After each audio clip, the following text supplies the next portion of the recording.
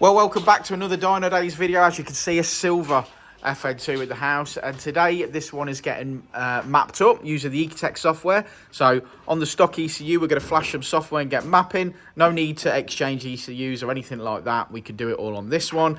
Very minimal mods on this. It's got a Direnza induction kit. Customer complained that it wasn't running very well, and that's what we see with Direnza induction kits. So definitely need mapping in if you want to have any sense of drivability. But yeah, so our mandate today is make a little bit of power, make sure it drives okay, and that's what we're going to do. So it's strapped down, the AFR sensor's going in, and we're ready to crack on with it.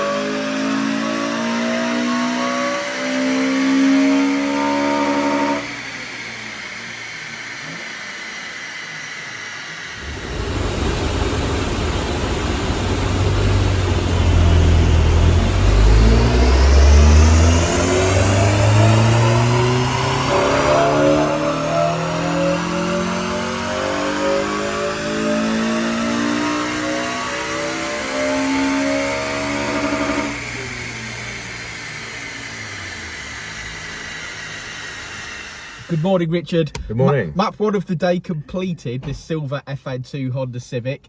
Now, this car only has one modification. It's not a particular great one either. It's the Direnza induction kit. Yeah. The reason this car's here is because his one modification made the car not run very well. Yeah, I think there's a couple of issues going on here, to be fair. I think there's one, it's fitted an induction kit, and obviously it's not like that. Secondly, it's on E10 fuel. Yes. Which yes. You can't run these cars on E10 fuel. People say you can, maybe short term you can, but yeah, it doesn't give you the best for power, and it certainly doesn't make them run very well. So it's, I think it's more to the fuel that he's using, the problems he's having, rather than the induction kit, to be honest. We see a lot of people though have this issue where they fit in after they've modified their car and then they fit that Direnza induction kit and then the car stops playing ball. Is that because of the bend after the MAF sensor, or is it the bore of the MAF? I don't know. I mean, we've mapped successfully on that induction kit as well. So once they're mapped, they tend to be all right. But pre-map, if you fit that induction kit, they do not like it. Maybe it's just airflow inside it. Yeah. Well, the way the air flows around inside it or something. But I think the induction kit itself will work and is functional. I think it's just a case of obviously getting it mapped. This car's problem, more than anything else, is lack of mods and running on E10 fuel. Yeah. Which is an absolute no-no in my opinion. We've seen it, haven't we? We've seen them all performing badly on crappy fuel. The thing people don't understand is the vehicles that are listed to run on E10 fuel have a flex fuel sensor. So you can run more ethanol in your fuel because the map adjusts for that based obviously on that, and manufacturers have factored that in. Sure. On an old car, it can't. And this is old now. This is like 13 years old, isn't yeah, it? and it can't do that. So it needs good fuel, and that's the end of it. So E5, and because it would have run okay originally on 95 RON fuel when it was E5. That's right. Now it's E10. It's not the same fuel as 95 RON fuel used to be.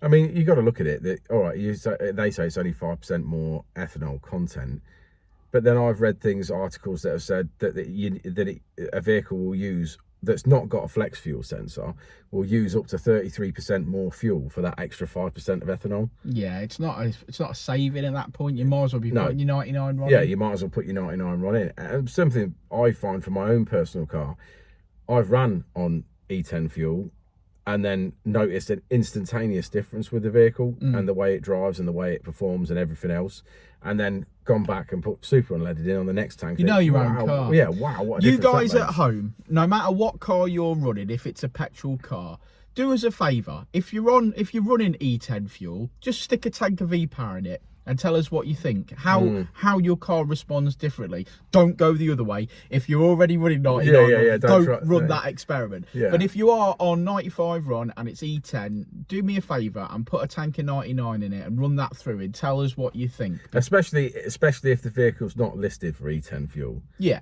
Try it. Especially any car that's older than 10 years old, give that a go, because it's a false economy. It's not saving you money on fuel putting the cheaper stuff in. No, it's not. You're going to get better miles per gallon. Your engine's going to be looked after better. Well, you get better performance if that's what you're interested in, for sure. There's no need for any octane boosters, is there? I'm going to be quite clear. No. It's not, that's hocus pocus. You don't need that. Yeah, just run decent fuel.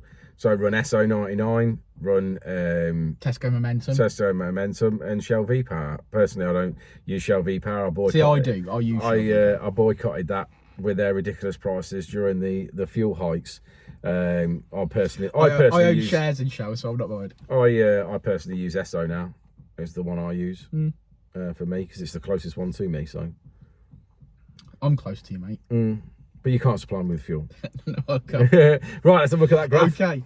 So say it with me. Red line is as she came in, blue line is as she leaves. We've made power in the mid-range here up to this point. Ignore this little spike because that's a little bit of rev hang, and for the purposes of this test, we're going to leave that on there as it was our final run.